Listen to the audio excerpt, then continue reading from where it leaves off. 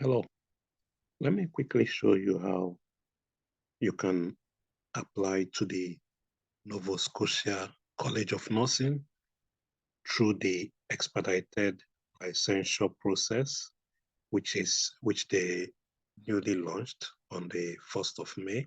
So you want to go to your profile, to the portal, the NSCN portal, and log in. If you haven't created an account, you can click on the link on the screen to learn how to create an account on the portal. Remember, all applications must be submitted through the NSCN portal. And I'm going to focus on licensure for nurses in those 7 approved countries. So again, when you log into your account, you're going to click Initial Application RN. And when we click on that, I would like you to first of all select the applicant type, and you want to choose RN Applicants Expedited Countries. And then it's going to ask you, are you licensed in one of the following countries? You want to select yes. We can leave this blank so that the license will take effect from the date the application is approved and payment has been processed. So we can leave this blank. Again, you want to come and click to confirm that you understand your responsibilities and all of that. So again, when we scroll down, we're going to come over here and click yes, I confirm. Then we'll go on to put our first name, middle name, last name, date of birth, our gender. If you have other names you've used in the past, like your maiden name, you can click add. So we're going to click this add button. And when we click on that, we can go to this drop down, select maiden name, and then you can put your first name, middle name, and your previous last name. So again, if you don't have any maiden name, you can leave that blank.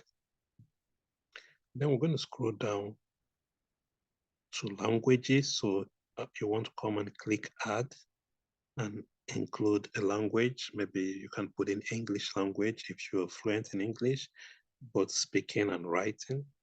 Then you want to indicate which country you are licensed in. And then we'll come to the section of entry to practice exam. So you want to answer this. Are you applying to take the NCLEX through the NSCN? So I'm going to click yes. And once the NSCN has processed your application, further instructions will be sent to you. Okay, so we're going to scroll down. Still on entry to practice exam information. Have you written the NCLEX previously? No. Have you written a different registration exam like the CRNE? No. Have you ever written an NCLEX examination for licensure with another profession? I'm going to select no. Are you applying for test and accommodation based on one of the grounds in the Human Rights Act? I'm going to click no. And then we'll move to entry nursing education preparation. So I'm going to click on this drop down for education. I'm going to select baccalaureate, master's, or diploma. Again, with this kind of boxes that have the microscope on it, you want to type like 3 alphabets, and then it will start populating and generating options you can choose from. But again, most of the schools from Nigeria would not show on this drop down. So I'm going to come here and input my school because it's not going to come down under institutes. Again, you want to put the education start date and your graduation date. And then we're going to move to post-entry education other than nursing. So if you have any education other than nursing, they're asking if you would like to include it in your profile. You can select yes if you want to, or you can select no. Are you enrolled in a university program in nursing post-entry? Yes or no. And then with employment, we're going to click to select your current employment status. You have a regular employment in the profession or outside of the profession, or you are unemployed. So when you click this drop down, it's going to show you a list to choose from.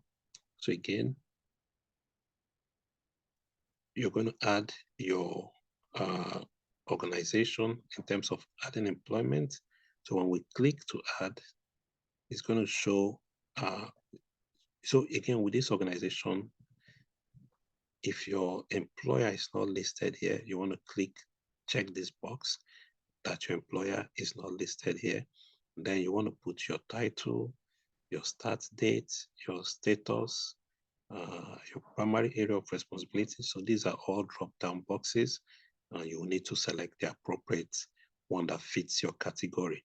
Again, you can add multiple employers. Remember, they want to have records of your previous licensure for the past 5 years. So again, if you don't have 5 years in your current employment, you want to click add again and add another employer. Again, they're going to ask you when you plan to stop practicing as a nurse. You can ignore these questions. Do you intend to renew your license next year? Well, I can click yes. These are all for their own planning purposes. So we can leave that and we can progress to the next stage. It would be record of nursing employment. So you want to impute your practicing hours in this year's listed. November 1st, October 31st, that's their own year cycles. So you want to input your practice hours for the listed years. Again, there's asterisks on all of them. So it means you must put in a figure. Again, it doesn't take alphabets, you must put in a figure. And then it's asking for your professional licensure. So you're going to click add, put in your license number, the license expiry date, and all of the details that will be requested. With emergency preparedness, you want to indicate if you would like to be called on if there's an emergency. So you put in your details and all of the specific educations and skills that qualifies you as an emergency preparedness personnel. And then we'll go to good standing declarations. So have you ever had a license to practice that has been suspended and all of that? So you want to check all of these boxes, yes or no, and answer accordingly. Here they're still trying to confirm if you don't, to be sure you don't have any breach with your licensure and your professional practice. And then for information purposes, they will need your consent so that they could share they could release your personal information for research purposes. You can consent, or you could say, no, I don't consent. They also want your consent so that they can send you messages. So you can choose yes or no. And then we'll move to the final stage, which is the declaration. Here, I'm just going to read through, and then I come to this box and I check it, that I acknowledge and agree to the above. And then you can submit. Again, you can save for later, or you can withdraw the application. But again, we're going to go ahead and click submit. And when we click submit, it's going to take us to this page where we are invoiced for 57.50 Canadian dollars. And all you need to do is to click pay and use your credit card to make that payment. Again, you must have a dollar credit card, especially if you're in Nigeria. Our regular cards, debit cards will not go through. And then once you've made that payment, it's going to take us to this page where you see that invoice has been cleared. Again, they would also invoice you for 143.75 Canadian dollars, which is the NCLEX fee. But again, you will need to complete all of these processes before you go ahead to clear that invoice. So once the card transaction has been processed successfully, and the application has now been submitted, it will be reviewed.